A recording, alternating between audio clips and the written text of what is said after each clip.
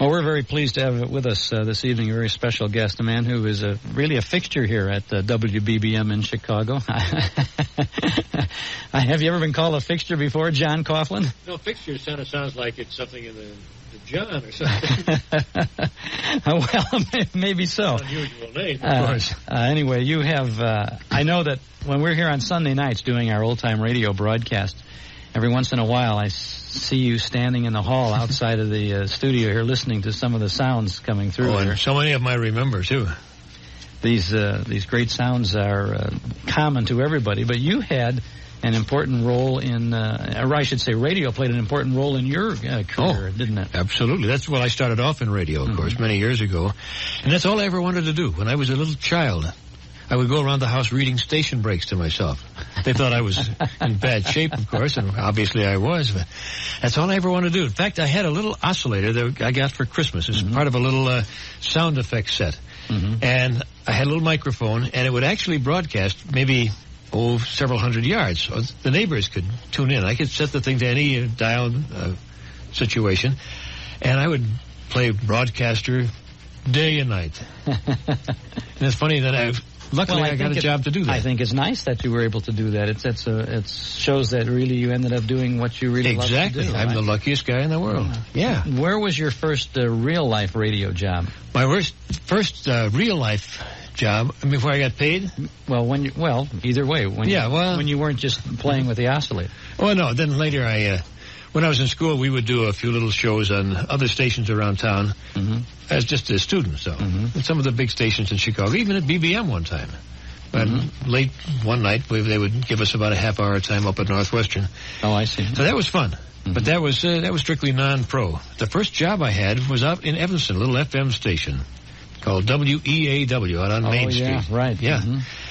And FM at that time was nothing. I mean, they had no listeners at all. In fact, I was working with a fellow one night named Wally Burr. We were both announcing. And while a record was playing, he said, I don't think anybody's listening to us. And I said, oh, come on, we've got to have a couple of hundred people. He said, no, I just don't think nobody's listening. He says, I'll prove it. And he went into the studio, opened the mic, and said a word that I cannot say on the air. No calls, no letters, nothing. He was right. No one was listening.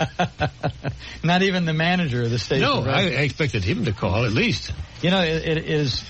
I guess most people who work in radio, if you're in a very small station or if you're working the overnight, the late night stuff, you wonder sometimes, is anybody there? Is anybody listening? And I guess probably there is somebody listening sometime. But FM back in, 1950? This was back in maybe 49 or 50. 49, yeah. Yeah, I was still in school at the time. Not many FMers at that time. No, not at all. In fact, my folks went out and bought an FM receiver so they could hear their wonderful son on the air. And they never said much about it. And I found out a year or two later that after the first 2 or 3 nights that I was on, they wouldn't turn it on anymore. Oh, gee, that's terrible. Well, I was terrible. That's why they didn't turn it on. They didn't want to hear you. No, and they were right. It was just awful. I want to talk about you tonight, but I will say that there's a parallel in our areas, because when I was a kid trying to do some radio work and was not getting paid for anything, there was an FM station in Chicago called WFJL. It was a Catholic station. Sure, I remember that. And they had Bishop Shields station, I guess, sure, or something like that. And they let us go on and do some things, and I got a 15-minute program once a week. And I would come downtown and do 15 minutes and go home. And my father bought an FM radio. Just that radio? Yeah. One of these little Zenith FM radios. And I still have that radio. And I was really pleased because I thought, gee, my dad spent $30 for an FM radio at the time. Big it was bucks. something special, wasn't it? Well, that's nice. So after that spot, where'd you go? Well, then I finished school. And then I stayed at WAAW for a few months. As an announcer, and also, since the announcing money was so small, I said, I don't know, I can't really live on this. And he said, well, I'll let you be a time salesman during the day. Well, that didn't work out at all, because first of all, I'm not a salesman, and second of all, I had no confidence that anybody who would buy a spot would get any results from it. And if I would happen to sell one for $6 to some little local retailer, my conscience would bother me that I took their $6 and they're not going to get any results from it. So that didn't last long. Fortunately, the owner of the station bought another station down in Alton, Illinois, an AM station, 1,000 watt, way back down on the bottom of the dial, 14-something. And he said, do you want to go down there as chief announcer and work? And also program director. And I said, you bet. It was like $50 a week. That was chief announcer and program director. Oh, sure. Alton, Illinois. And I could wield a broom too, and did on occasion. So I went down there for about a year and worked there, and it was fun. I starved, of course, but it was fun. What kind of on-the-air things were you doing? What did the chief announcer do? He did everything the other announcers did, except he did more of it. No, I played records. I did read news, of course, rip and read right off the AP wire. And I did Man on the Street programs. I did one show that was just so awful. Well, I did a lot of them were awful, but this one was particularly awful. They had a boat race on the Mississippi River, which is right at Alton. And the general manager, who was also the chief salesman, sold it to a local bakery. And I was to go down there and tape record this thing on an old paper tape. It was made called Brush. They were the manufacturers. So they sent me down there with an engineer. And we stood by the side of the river, and he plugged this thing into some AC somewhere. But it was the wrong cycle. So when we played it back later at the station, it wasn't going at the right speed. I sounded like Mickey Mouse. So the engineer says, put your hand on the reel, and that'll slow things down. Well, we put it on there, and we started to laugh, of course, and my hand would shake, and the voice would be down like this, and then all of a sudden up like this. So during a break, I called the general manager and says, we got to stop this thing. He says, no, we sold it for $47.50. We got to keep going for the whole hour. And I didn't know anything about boats. The whole thing consisted of, I think the red one's ahead of the blue one now. Well, that's the basic training, though, of radio work, isn't it? And doing something like that. And if you make a mistake, it doesn't cost $15,000. Yeah, that's right. And it was fun. And managers of stations in those days, or owners of stations, were a little more tolerant too, because for the kind of money we were making, they weren't expected to get Milton Cross or Ben Grau or any of the biggies. Was that station owned by Ed Wheeler? Yes. Yeah. Yes. EAW. EAW, Wheeler, right. And down in Alton, it was WOKZ. He bought that station for pennies. And we had an FM outlet as well. And at night, the FM was on. We were off at Sunset. And I would listen to Harry Carey. We carried Harry Carey and the St. Louis Cardinals. Oh, yes. And Harry sounds the same now as he did then. Doesn't change at all. And that was 40 years ago.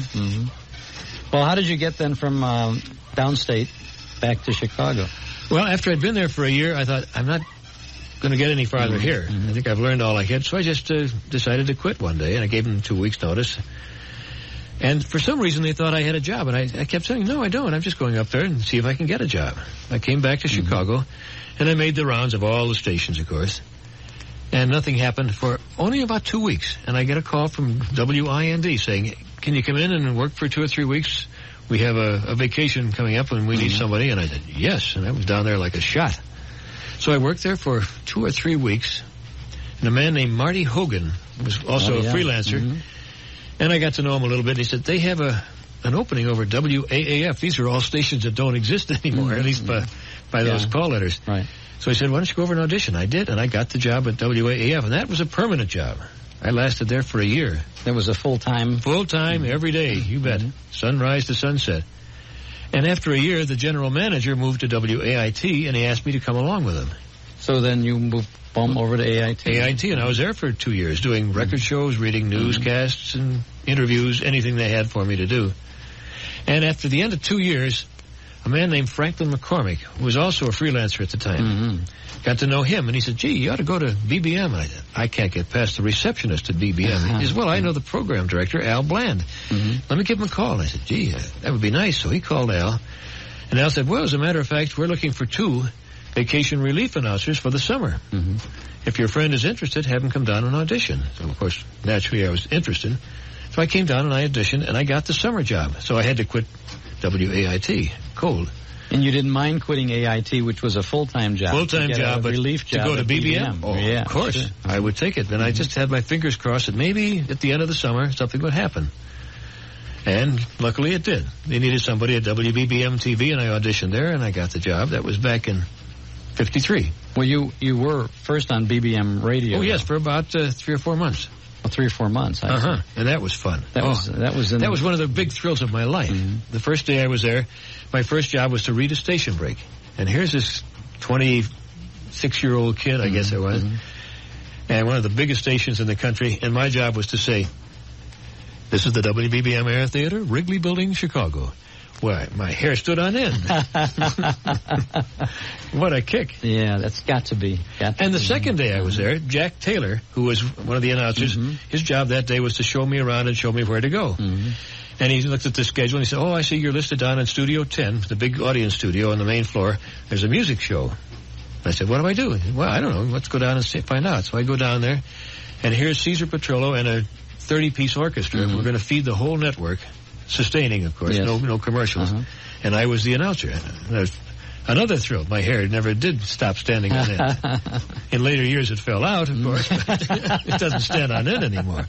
But that was it. Imagine a kid, 26, 27 years old. It's nice to have that kind of experience and to have a station have confidence in you with it. Well, you had plenty of experience. I had 4 years of experience before I got to BBM.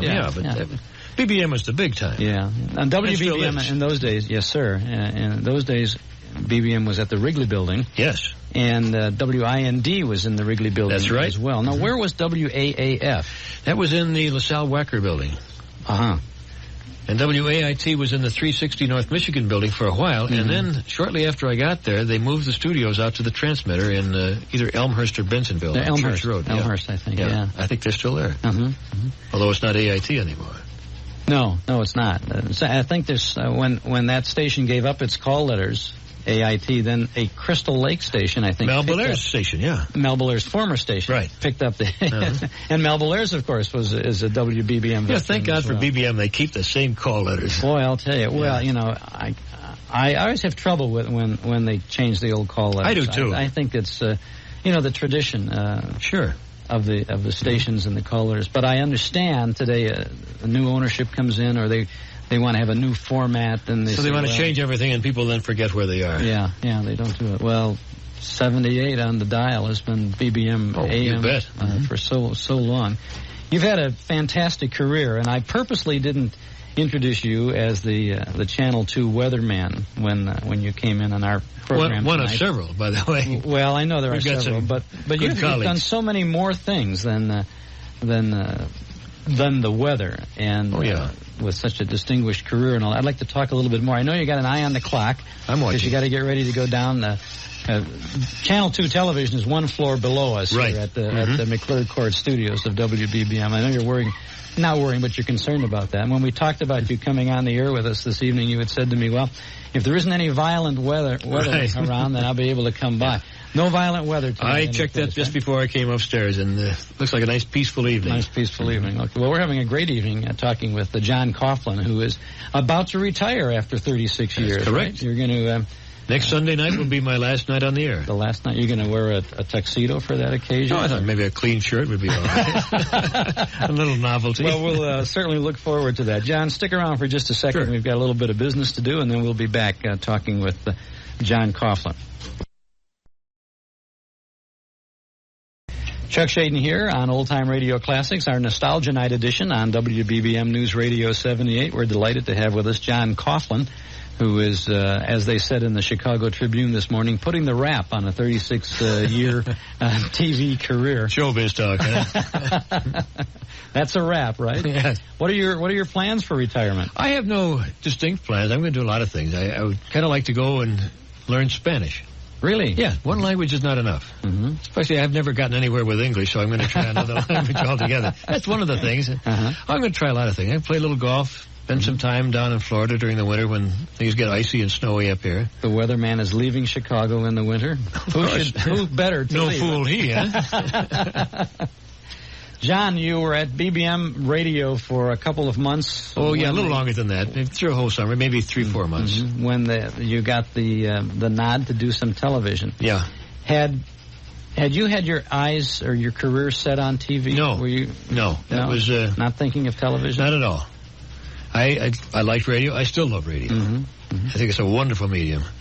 But the opportunity came up, and since the summer was over at BBM Radio, and they had a chance to go over to WBBM TV, I'd be a fool not to take an audition. Was that what it was? You knew they were auditioning for that? Oh, yeah. And you decided to do that? And And what was your first job on television here? Channel? For a long time, it was mostly just booth work, where I would read commercials and that sort of thing. I can't remember the first... I do remember the first time I was on television. It was on Christmas Eve, and John Harrington, who had a nightly newscast, was going to take the night off. So the program director called me in and said, you're going to do the news Christmas Eve. I think it was 10:30 that John was on.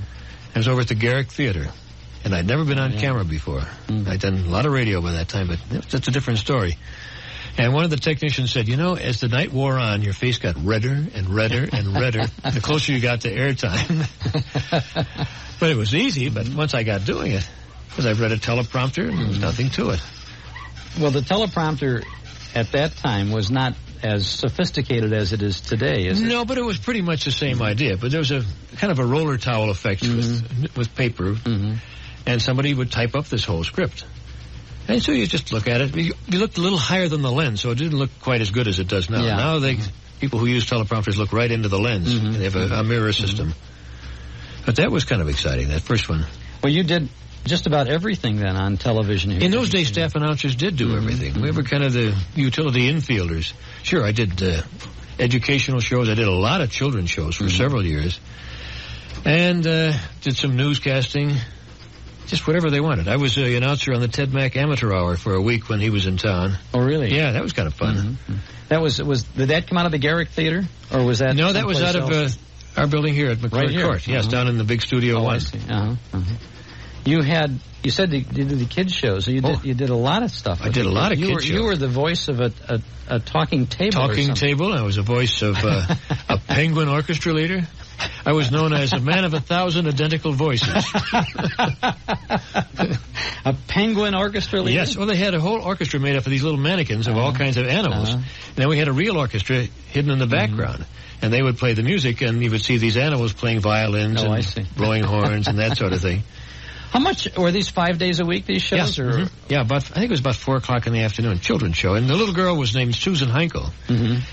And she was, I think, 12 or 13 when she came here, and a brilliant child, a wonderful kid. But she could memorize a minute commercial in a minute and have it letter perfect, wonderful mind. And you were never seen on that show? No, that was just the voice. I would sit in the booth wearing earphones, and she would talk to me. It was all ad-lib, too.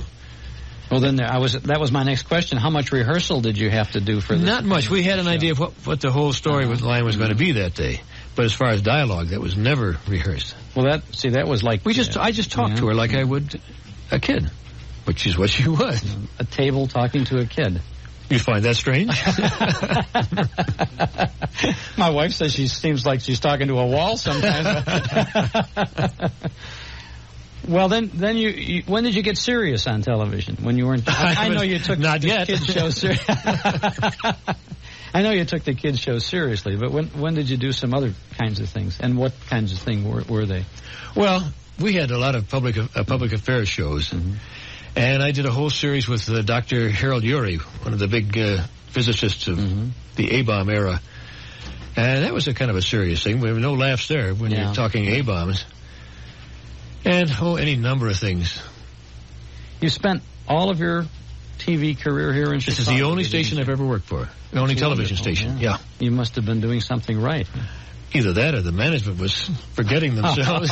It's quite possible. How about your first weather job? When was that? That was an accident.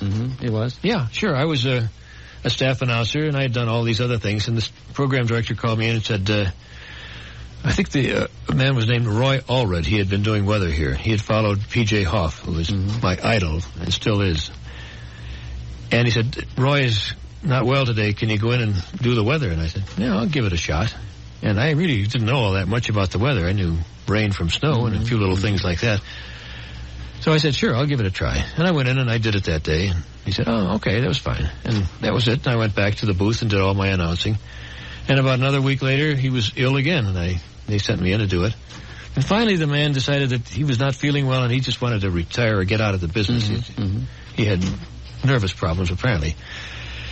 So they said, well, can you do it and keep on being a staff announcer until we find a weatherman? And I thought, well, that's okay. I can handle it. I did the early and late news, and I spent the rest of the day in the booth reading commercials and all sorts of things like that. It was kind of a long drag, but I was a young guy. And well, after several months, they couldn't find who they wanted. They said, well, why don't you take the job? And you can forget the staff announcer. We'll give you a few more bucks, and you can deal with it. And I was, henceforth. Well, at that time, when you took over as a full-time weatherman, then what was your schedule? What kind of a schedule did you have? Well, if I can remember, that's about almost 20 years ago. I did the early newscast and the late newscast. The late news was, of course, always at 10 o'clock. And the early news was something like 5 or 6 o'clock. I forgot now. We've changed those times. So I'd come in there early in the day and go through all the wire copy. And I'd learned a few things from P.J. Hoff, too, who was kind of an old friend of mine, and we'd go back into his weather office, and we would just talk weather. And I had no intention at that time of ever being a weatherman. I was just kind of interested in what he was talking about.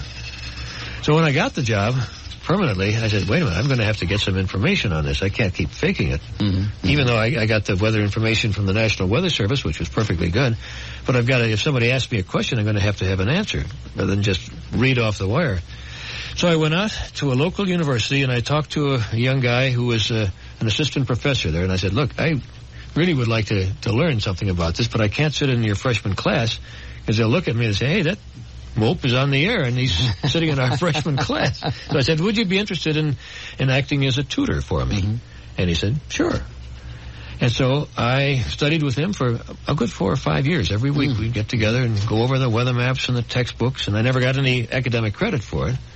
But I learned a little something. Obviously not enough, because no one knows enough about weather. Well, I think you certainly know what you're talking about. I feel I do, yeah, sure. What kind in those early days, you didn't have much graphic assistance at all, not at all. It was very... Remember P.J. Hoff with his little characters of the vice president looking out the window. Well, he spent a lot of time in that, because he was a good cartoonist to begin with. So I had just a map, and I had a few little stick-on letters and stick-on words, cold, hot, snow, rain. It was kind of simple.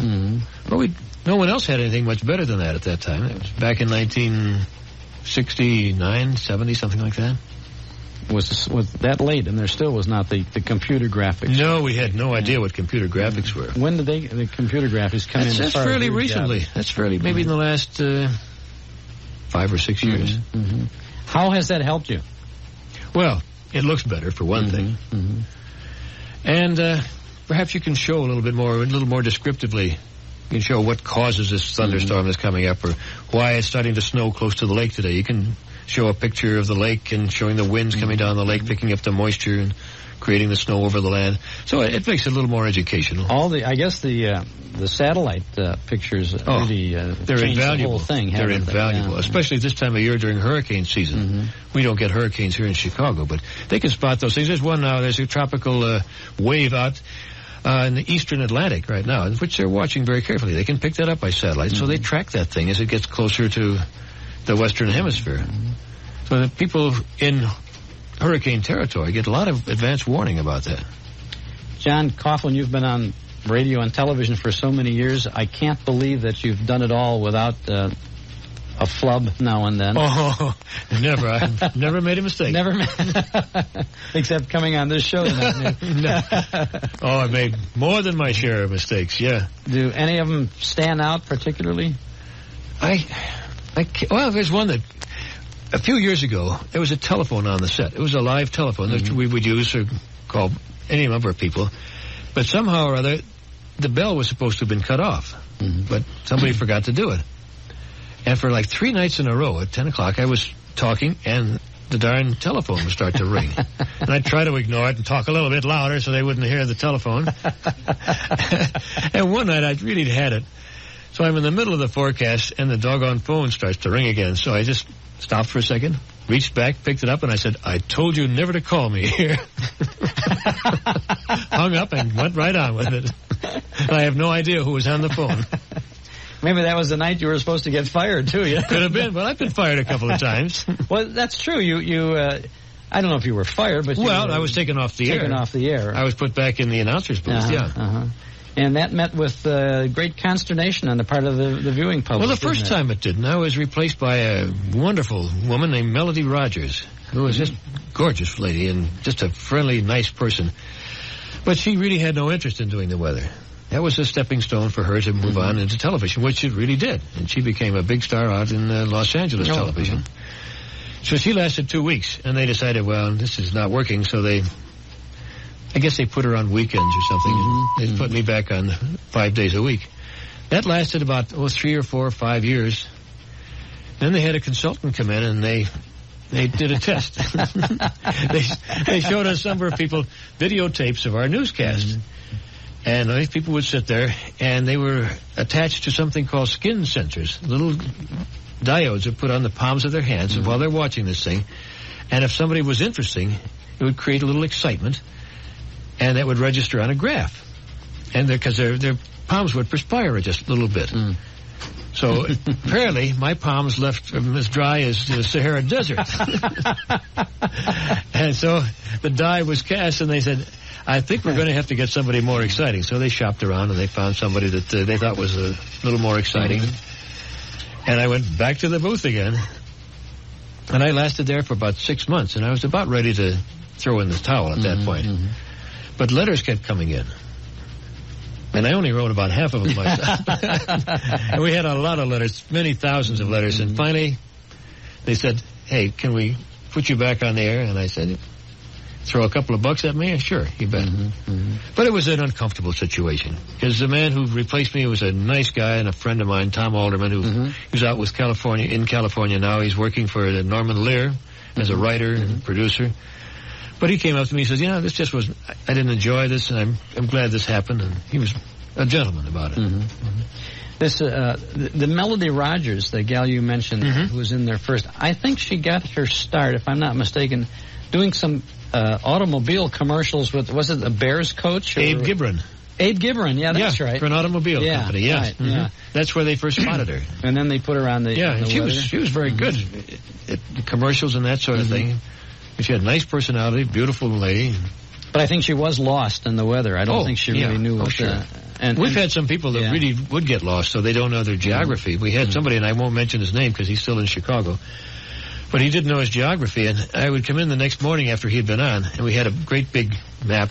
And I would see written in pencil, very faint pencil, Montana,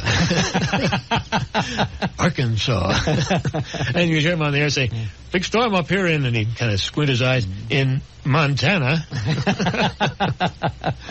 That's one thing. If you're going to do weather, you've got to know your states. Yeah, you have to know where everything is. Well, what is amazing now that the viewing audience doesn't realize this for the most part, I guess, but when you're standing there in front of the weather map or the map of the United States and all the satellite pictures are coming and everything is moving around and going from east to west or west to east mostly, you are indeed really standing in front of a blank screen. A blank screen. A big blue blank screen. Right. And the graphics are being...